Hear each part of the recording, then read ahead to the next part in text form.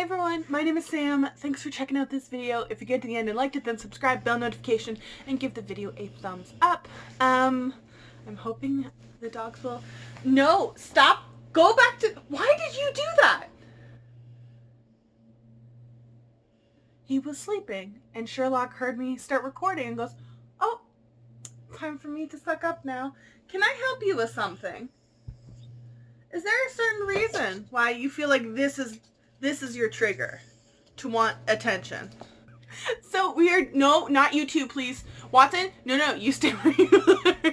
September wrap up. I didn't read as many books as I, read in like my most impressive month, but I got a fair amount of reading done. I think I read a lot of like just okay books this month, so maybe that's why it felt a little longer than usual. But anyways, I thought we could do a bit of a speed round of what I read and the general reviews, and then a bit of a least favorite, most surprising, and favorite books of the month, and then do a little bit of a quarterly wrap-up thing at the end. I think last month's was like a way for me to catch up on reviews. I'll try and do that, but in like a speed round format, because it was just really long. So, speed round format of what I read this month. So starting off, September, I read The Extraordinaries by TJ Klune. It's like Renegades meets The Extraordinaries, that animated movie from Pixar that was like, took forever to get the sequel of it, that when we finally got the sequel of it, everyone had kind of forgotten about it. But anyways, fantastic book. If you like TJ Klune, this is going to be another book that you were going to enjoy reading. First of a trilogy, and they have released the cover for the sequel, which I will put here. I think it's called Flash Flare. Either way, very excited for it. Definitely going to be buying my own copy, pre-ordering it for sure. Cannot wait for that. I also don't know how he writes so much, because he had this and this Ruling Sea come out this year, and then he also has Under the Whispering Door and the sequel to this coming out next year that I know of. Could be more. I don't know if him and J. Kristoff just must not sleep. I also read Ignite the Sun. It was an arc sent to me on NetGalley by the publisher. It was fine. It was better than I thought it was going to be based on the general ratings on Goodreads, but was it anything particularly special in the YA fantasy realm? No. Very pretty cover. Nothing wrong with it. Just nothing super interesting or unique, I don't think, for exactly what it is. A Well-Behaved Woman. I ended up sadly DnFing this. I'm very happy. I almost bought this book several times, and I got to like chapter 6 and was like, I have never been this bored. So it was not for me. Maybe you're someone who enjoys the drama and everything. Just the pacing of this was a little bit difficult, even for me. I also read Witchmark by C.L. Polk. This is the first, and I think it's a trilogy. The covers of this series are beautiful, and she's also a Canadian author, which love supporting. It's fun. It's whimsical. Again, I don't know that it was anything necessarily new to the realm of adult fantasies with that London spin and the fairy elements, but it's fun. It was well written. I liked the characters. I liked the covers. Like I said, enjoyable read. Will I buy them? No, I don't think, but I would definitely finish the rest of the series via the library. I also picked up A Peculiar Peril by Jeff Vandermeer. Absolutely an incredibly weird book. It is definitely not for everyone. Was it for me though? Yes. If you are someone who reads lots of books where people are like, I hated this, I didn't understand it, and you're like, that's exactly why I loved it, this is a good one for you to read. I think if you're a fan of Neil Gaiman, if you're a fan of The City We Became, this is probably a good one for you to at least get it from the library and try it out, if not buy it. I really enjoyed it. I will definitely be picking up my own copy of the sequel, and honestly, it's probably a really good one to read around Halloween, too. Parts of it absolutely could have been edited out. I don't think it needed to be as long as it was, but I think the alternative history aspect of it really appealed to the history degree student in me, and that's why I got 4 out of 5 stars. I also read The Bone Witch by Rinch Pecco. I tried to read this before. I ended up DNFing it because of the pacing, and then I eventually came back to it this month. I tried Wicked As You Wish by the same author and DNF'd it. I did not like it, but I have read The Never Tilting World, and that is one of the best books that I've read in a really long time. I think it was this year. It's going to be on my best books of the year, and I already am just beyond excited for the sequel to that book to be coming out. But I'm thinking that actually this author's Never Tilting World appealed to me as the exception to the rule, that I did not like The Bone Witch. Again, nothing bad. Is it special? No. Is it anything new to this realm? No, and it's also slow with not much really happening. Maybe it picks up in the rest of the series. Do I regret reading it? No. Will I go buy my own copy of it? No. Do I plan on continuing the trilogy? No, but I'm glad that those who enjoyed it did enjoy it. It just was not for me, and I am, though, definitely going to be picking up the sequel. So in the end, I gave this like a 3 out of 5 stars. I think 2.5 is a little too low, but definitely nothing above a 3 for me, unfortunately. I also picked up my arc of Pride and Premeditation. Again, this was an arc on NetGalley. This is going to be a 3-book, I don't know if series is the right word, by the author, but she is doing retellings of Jane Austen books, but in crime aspect. I think the sequels, one of them is called, instead of Mansfield Park, I think it's called Murderfield Park, and then there's another one. So it is playing on the Jane Austen with some murder mystery elements. I think this is a good time to be releasing something like that. I enjoyed it. Nothing, you know, nothing underwhelming, nothing super unique, I don't think. I absolutely love the cover though. I'd like to see what the finished copy looks like. If it does have any special design elements to it, I would probably pick up my own copy. If it's just plain printed matte, I think I read it, I enjoyed it. Maybe I'll come back to it once in a while and reread it when I want a good murder mystery and like those Jane Austen elements. But am I going to spend $30 on it when there's no special design on it? No, absolutely not. So this was an alright book. I enjoyed it. Definitely, if you like murder mysteries or anything like that, definitely go take a look. If you're a fan of Jane Austen, I'd be curious to hear your thoughts on it and see how it played off of that, because again, not a Jane Austen aficionado here, despite how many retellings I do read of her stuff. So yeah, in the end, 4 out of 5 stars, 3.5, 4 out of 5 stars. I also picked up A Rogue of One's Own by Evie Dunmore. This is the companion to Bringing Down the Duke. So we've taken Lucy from the Bring Down the Duke series and we switch off our main characters. So our main characters in Bring Down the Duke, you see them for a couple seconds in this book, and it's still the same realm, it's still the same society and communities that they're part of, but we are switching to Lucy, who's in a very different part of her life than the main character in Bringing Down the Duke. And I absolutely loved this. I think the romance was amazing. I don't know that it was quite as, I don't know that it was, I don't want to say like rags to riches, but I feel like the characters weren't as polar opposites. They're presented originally as polar opposites, the way that they are in Bringing Down the Duke, but I feel like the two main characters in Bringing Down the Duke definitely had more opposition to each other, and then they started to grow on each other and see each other's points of view, and then adjusted. I think the two main characters in this, though, like, they were very similar. As soon as you got to know them, you're like, oh, okay, I could see why they would get along romantically, right? Love the suffragette setting of and time period, and definitely going to be continuing on with this series. 5 out of 5 stars. I picked up Where Dreams Descend by Janelle Angeles, and I am pleasantly surprised by this. I feel like a lot of people I knew read it. Everyone was super excited for it, then they read it and kind of lowballed around like 2.5, 2 stars. Having read it, again, I think it's something that is not necessarily unique to the YA fantasy realm, but I think it's really leaning into that appeal that we have right now to like circuses and that sort of stuff. So I don't think it was anything necessarily unique, but I thought it was well written. I like the characters, I like the world, I like the cover designs. This is the Owl Crate one, but I've seen the regular one and it's also really pretty. Definitely I will be interested in picking up the sequel. But again, nothing mind-breaking if you're going in, you know, wanting a fantasy, that YA trusted fantasy recipe. I think this is a good one to take a look into. No, it is not as good as Caraval, so don't go in expecting that because I think you're going to be disappointed.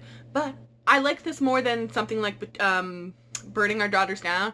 What was it? The Daughter of the Burning City. Did not really like that book despite the circus setting. So this is somewhere in between, you know, Daughter of the Burning City and Caraval for me. So right in the middle. Sorry, Dreams Descend is a 3.5 out of 5 stars. I also picked up Well Met by Jen DeLuna. Sorry, it was a library copy. I don't have a physical copy with me anymore. I ended up DnFing this. I think, again, I got about chapter 7 or so in, and I asked my friends if anything picked up.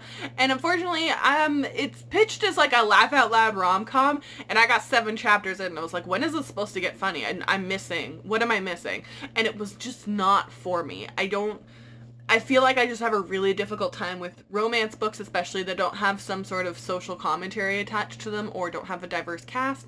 And up to chapter 7, there was none of that being offered, so I decided to just, you know, return it to the library and move on to the next book. I also picked up Boyfriend Material by Alexis Hall. I ended up freaking loving this. I don't know that I necessarily like who the audiobook narrator is I followed along with, mostly because that narrator has done a lot of books that I've listened to before, and if for some reason, I don't know why, that's never happened to me before, but like I started then like merging all the other books that I've heard him narrate with their plots and everything merged together. So that was just a personal thing probably though. But honestly, I liked the characters, I liked the settings, I liked the difficulties that they both have, I like that they stand up for each other in the end, I like that they make these hard decisions together before they're like officially a couple, and I just really like all of this. So I think in the end, 4 out of 5 stars. I think honestly the audiobook narration really took it away from being a full 5 stars for me. I did another reread of The House in the Cerulean Sea. It's TJ Klune. It's one of the best books that I've ever read, especially this year, and highly recommend. It's just forever good whimsicalness that we all need right now. Then I worked on an arc of Twin Daggers, which I got through NetGalley as well. It was alright. I don't think it was anything special, nothing bad. It is a tried and true YA fantasy, that recipe that we all know, that it exists, and I'm sure it will be for someone. Then I did a reread for I'll Be Gone in the Dark.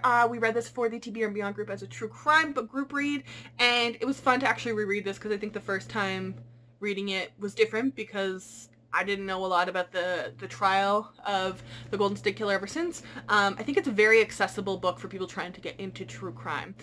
This is what really made me like, okay, like you can go into the book realm. I've listened to podcasts and YouTube videos and whatever, but the books I feel like intimidate me a lot. But it's a very well written book that helps to, it gives the author's life and perspective and her connections to true crime as well as all this armchair sleuthing, and then we have a kind of satisfying ending in the sense that we've caught him and we don't know everything, but he's been caught. So I highly recommend this book if you're even kind of curious. It's very interesting and written very accessibly. I also read Between Before and After by Maureen Doyle McQuarrie. This was an interesting time period, an interesting setting. I don't know that I've really ever read a book that kind of gave me that kind of feeling and when I thought about the place the way that this one did. But that being said, I feel like it is a very historical fiction, and I think there were parts of it that were definitely boring and that either could have been completely edited out or written to be more interesting, and despite that, like, the book is not long. So maybe this would have done better as a novella. So for me, in the end, it's like a 3 out of 5 stars-ish. I also read Son of a Trickster by Eden Robinson. This is actually going to be released pretty soon in Canada as a CBC television show. I am definitely really excited to watch the TV show and see how it is adapted, as well as the fact that it's Indigenous representation, which is extremely lacking in Canada despite the population and this whole truth and reconciliation thing that we've been trying to go through as a country, and media representation is something that has really stagnated.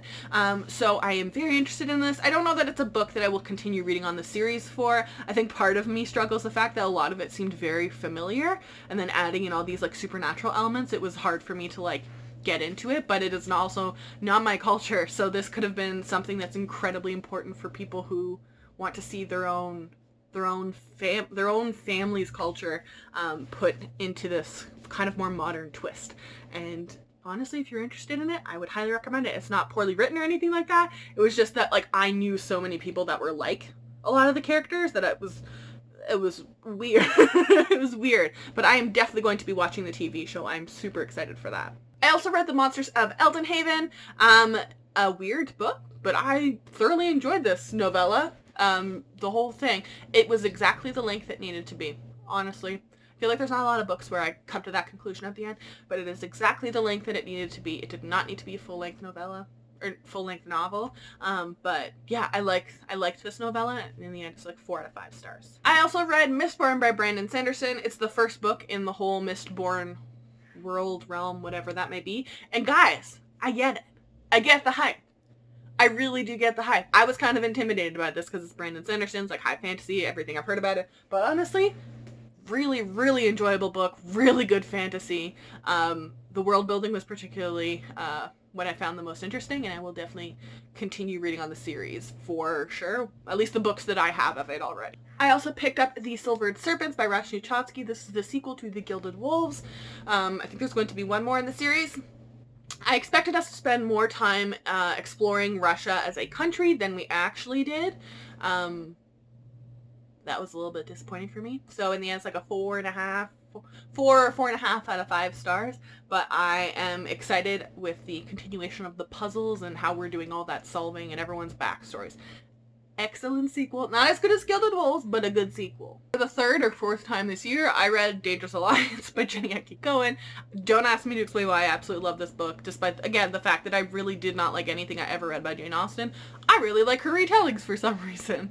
I I also read Stormrise by Julian Boehme. I wish more people had read this. This has a ton of the Mulan-y vibes, in the sense of we have a female for her family's honor and because of the age of her father and sibling, dressing up and going to war as a man when there's conscription going around and trying to hide that. But then we throw in some magic and some dragon powers into it. Not Mushu dragon, like full-size dragons and like a psychotic enemy. And it's a really good fantasy standalone. Another one.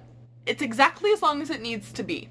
I also picked up The Screaming Statue, which is book 2 in the Curiosity House series. I think it's a trilogy originally. These poor children, I hope they get all the therapy that they need after all the dead bodies they've encountered. But it continues along this same path that there's a psycho trying to kind of get the kids, and the kids are living in this circus. And, you know, they get to use all their special powers and abilities. And then actually there's a murder near them and they have to figure it all out and how it's all tied together. Definitely a 5 stars. I love this series. It's fun, it's quick, and just enjoyable. And lastly, I read Girl Serpentthorne, which I ended up liking way more than I thought I was going to. Nothing necessarily unique to the realm of YA fantasies again, but the writing was really good. The characters were really good. I like the title actually after having read it, and I don't know, there was a lot about this that worked and that was well constructed, and I just generally really liked it. So as someone who has been getting a little bit bored of YA fantasies, because there's just that recipe that everyone follows, you could just substitute the character names in between all the books and the world's names and everything, and it's basically the same book. I don't know that this broke that mold, but it was just really well done, and I am curious to see what else the author comes out with. So my least favorite book of the month, I don't know that there was any like super low balls, because I just DNF'd the ones that I wasn't even remotely interested in. I think one I was most disappointed in was The Bone Witch. I was just expecting something to be unique and different about it. I don't know why, if it was the marketing or how it's pitched, or I don't know, but it just did not live up to everything I was hoping it was going to be, unfortunately. My most surprising book of the month would probably be Stormrise by Julian Boehme as well. Honestly, it's just because it's a fantasy standalone, which people are constantly in every group I'm saying, oh, they want fantasy standalones. This had Mulan vibes, especially right now with the time period with the Mulan just adaptation coming, whether you liked it or not, or whether you were interested in watching it or not. Mulan's in everyone's like forefront of like brain thought process and everything right now. So I feel like this has a lot of elements that appeals to everyone right now, but I literally don't know anyone who's read it before. So I'm surprised that I did enjoy it so much, and that it was able to encompass the world and the characters and the magic and everything in a relatively short book. And I didn't leave feeling confused or like not understanding the world limits or anything like that. All of it made sense. All of the information you needed was there, and I'm amazed that no one else is talking about this book. And a favorite book of the month, I had honestly a few, but I'm taking out rereads because I could just stay at a house in the Cerulean Sea forever. Okay, so my favorite books of the month were a little bit of a toss-up between A Rogue of One's Own, I think because of how much I loved Bringing Down the Duke, which you can probably see the spine of it right here on top. Right there. Considering how much I loved that, it was such a surprise love for me. This did not even remotely disappoint, which I'm kind of impressed by because I was super hyped for it. And then, honestly, The Extraordinaries. This book was fantastic. I would highly recommend it to anyone, especially if you like The House of the Cerulean Sea. He has a very distinctive voice as an author, and there are a lot of funny moments in this, as well as great representation. And honestly, Renegades meets The Incredibles is not a combination I thought I needed, but I definitely do, and I'm happy it exists, and I'm going to buy that whole series. And then doing our quarterly wrap-up that's in the back of my little Inkling Design thing here, and I did pre-order the next 2021 little Inkling Design planner. So in the back quarterly, we have our current loves here. Current love books of last quarter. Honestly, Dangerous Alliance. I keep wanting to reread that thing nonstop. Again, not a clue why. I am not a fan of Jane Austen's content, but specifically Dangerous Alliance. I would appreciate if the author could come out with her next book, because I could maybe start rotating it in, because I just keep rereading the same book. Author, hi, I was just talking about him, TJ Klune. He has a giant back catalog of books that I have to start trying to go through that have some really bad covers, but I'm honestly just beyond curious and excited that he released a lot of self-published indie sort of books that have not great covers that have a ton of ratings and reviews on them, and they're all really positive. So I I guess I have to go back and start working through those. When true pairing, I don't know that I've really read any books in the past couple months that I've like attached to a certain couple in them. Favorite TV show? Hi, my name is Sam and I'm Canadian, so Schitt's Creek. Schitt's Creek was actually originally I think it started off as a CBC show. CBC is a Canadian Broadcasting Corporation here in Canada, and they're also in charge of Kim's Convenience, which if you have not watched Kim's Convenience, my man, what are you missing? Go watch Kim's Convenience. But anyways, Schitt's Creek, season 6 is out on Netflix now, I think, and it just won a bunch of Emmys, which is great. Dan Levy and Eugene Levy are like Canadian gems. Dan Levy also was on Twitter talking about doing the Indigenous Canada Moot course and how he as a white person has a responsibility to relearn Canadian history from an Indigenous lens, which praise be using your white privilege like that. And also, the shitty hotel that is literally like the stereotypical shitty hotel that you would ever find is in my hometown in Ontario. I just saw a post about that. My sister sent it to me that it's up for sale, and I was like, how amazing is our hometown that our literal claim to fame is like, you know, that shitty hotel in that Emmy Award-winning show? Yeah, that's one of our, like, 3 hotel options. Or we have, like, 2 motels, I think, and 1 actual proper hotel in that hometown there now. This is the weirdest brag, but it's the brag that I have. But anyways, you should definitely watch that show. Favorite music? Whilst I prepare for BTS's comeback, in this past month especially, every time I open YouTube, there's a new group on my home recommendation page. And honestly, I've been really, really into these 2 male groups. One called ACE, A-C-E, and one called ONEUS. Both of them, I can't stop listening to their title tracks. Come Back Home, Goblin slash Favorite Boys, and Savage. They're newish rookie groups, and honestly, I don't know, I feel like maybe I've just capped out on girl group availabilities, and there's lots of cool rookie boy groups, so I'm really enjoying their stuff. Favorite food? I've been a real basic bitch, especially this summer. Chicken tenders. I can't eat enough chicken tenders. Favorite beverage? Oat milk pumpkin spice latte. It's the fall, man. What do you think? The last one, places I visited, nowhere, because we're in a goddamn pandemic. You shouldn't be going anywhere. You shouldn't be pulling a fucking Lana Del Rey and putting a glitter mask on Instagram and then being like, there's no place in feminism for me. No, you're just stupid. Oh my god, I hate her. Anyways, that was September. I don't know what you want me to do with this video. I don't know what I want you to do with this video. In all honesty, I don't know if this is a good structure. I don't know. Anyways, these are all the books that I accumulated, or not accumulate, these are all the books that I read this month. What did you read this month? Did you read any of these? Do you hardcore disagree with any of my opinions here? Let me know, and I will link these books in the description box down below. And wear a fucking mask, not a Lana Del Rey mask, an actual fucking mask. Black Lives Matter. Go register to fucking vote if you live in the United States, because honestly, it's horrifying watching your country right now. And, I don't know, get ready for winter. Winter's coming. Get ready to fucking hibernate. Maybe that'll calm COVID down in some places, especially Ontario. Boy, Ontario right now. I never thought, I honestly thought Alberta's was just going to shoot through the roof and everyone else would get under control. I've never, like, the fact that Ontario's hit a second wave and Alberta's just kind of stagnant for the most part is kind of, I'm amazed. Oh, and I think, in the next month or so, I'm going to do, like, a fun, personal Q&A kind of video again. So if you have any questions you would like me to answer, please put them in the comment section.